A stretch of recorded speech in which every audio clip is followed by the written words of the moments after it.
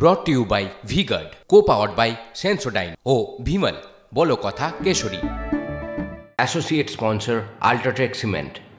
নির্বাচন পরবর্তী হিংসা এড়াতে রাজ্যে থাকছে কেন্দ্রীয় বাহিনী। কমিশন সিদ্ধান্ত নিয়েছে যে আগামী 19 জুন পর্যন্ত 400 কোম্পানি কেন্দ্রীয় বাহিনী থাকবে। পোস্ট পোল ভায়োলেন্স, সেই ভায়োলেন্স এড়ানোর জন্যই এই ব্যবস্থা। কমিশন আগেই জানিয়েছিল যে 6 জুন পর্যন্ত রাজ্যে থাকবে 400 কোম্পানি বাহিনী। পরে তা পরিবর্তন করে 19 জুন পর্যন্ত রাখার সিদ্ধান্ত নেওয়া হয়েছে। আর ওই 400 কোম্পানির মধ্যে রয়েছে 115 কোম্পানি সিআরপিএফ, 118 কোম্পানি বিএসএফ এবং 71 কোম্পানি সিআইএসএফ। থাকবে 36 কোম্পানি আইটিবিপি, এসএসবি থাকবে 7 কোম্পানি। যেন কমসে কম 1 মাস রাখা হয়। তো যাই হোক, 15 দিন নির্বাচন কমিশন তা দিয়েছে। আমরা মোটামুটি খুশি এবং আমরা চাইবো যে এই কেন্দ্রীয় বাহিনী যেন থানায় না বসে থাকে। এসপিদের হাতে থাকলে পরে কিন্তু মিসইউজ হবে, কোনো কাজে আসবে না, মারামারি হয়ে যাবে, মরে যাবে লোক, তারপরে কেন্দ্রীয় বাহিনীকে সেখানে পাঠাবে। নিরপেক্ষভাবে কাজ করুক, এরকম লোকেদের হাতে থাকুক।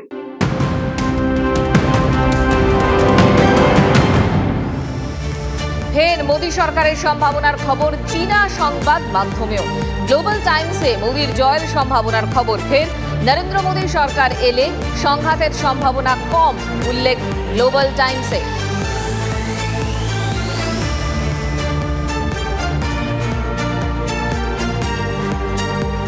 লোকসভা ভোটের ষষ্ঠ দফাতেই 23 আসন পেরিয়ে গিয়েছে তৃণমূল। 2014 আসন সংখ্যা পেরিয়ে গেলেও অবাক হওয়ার কিছুই নেই। প্রার্থী এবং জেলা সাংগঠনিক নেতাদের সঙ্গে ভার্চুয়াল বৈঠকে দাবি অভিষেক বন্দ্যোপাধ্যায়ের। এক্সিট পোলকে গুরুত্ব দিতে নারাজ তৃণমূলের সর্বভারতীয় সাধারণ সম্পাদক। বৈঠকে অভিষেকের বার্তা, গণনা কেন্দ্রে শেষ পর্যন্ত থাকতে হবে।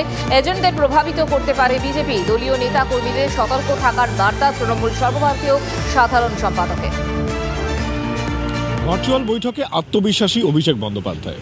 এক্সিট পোল নিয়ে যখন নানাজন নানা মন্তব্য করছেন, ঠিক সেই সময় 42টি কেন্দ্রে তৃণমূল কংগ্রেসের প্রার্থী, জেলা সভাপতি এবং অন্যান্য নেতাদের নিয়ে ডাকা যে ভার্চুয়াল বৈঠক, সেখানে আত্মবিশ্বাসী উক্তি শোনা গেল অভিষেক বন্দ্যোপাধ্যায়ের মুখে, যেখানে তিনি বললেন, তিনি ইতিমধ্যেই বক্তৃতায় স্পষ্ট করেছেন, ষষ্ঠ দফা নির্বাচনেই 23টি আসন পেয়েছে তৃণমূল কংগ্রেস। তার ইঙ্গিত আরও আসন বাড়বে, এমনকি 2014 যে নির্বাচনী ফলাফল, সেই নির্বাচনী ফলাফলকেও ছাপিয়ে যেতে পারে 2024। একই সঙ্গে গণনা কেন্দ্রে শেষ ইভিএম গণনা পর্যন্ত গণনা কেন্দ্র না ছাড়ার নির্দেশ দিলেন তিনি। সতর্ক করলেন, গণনা কেন্দ্রে কারচুপি করতে পারে বিজেপি। ক্যামেরায় মাখন পাত্রের সঙ্গে সৌরভ গুহ, TV9 বাংলা, কলকাতা।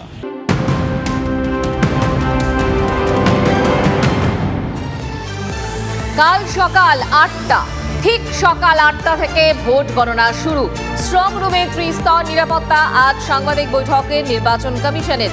নতুন কোনো ঘোষণা, নজর কমিশনের বৈঠকে।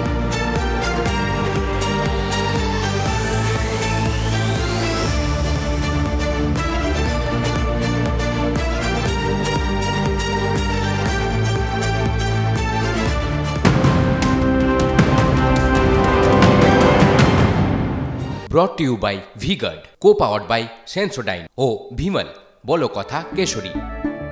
Associate sponsor UltraTech cement.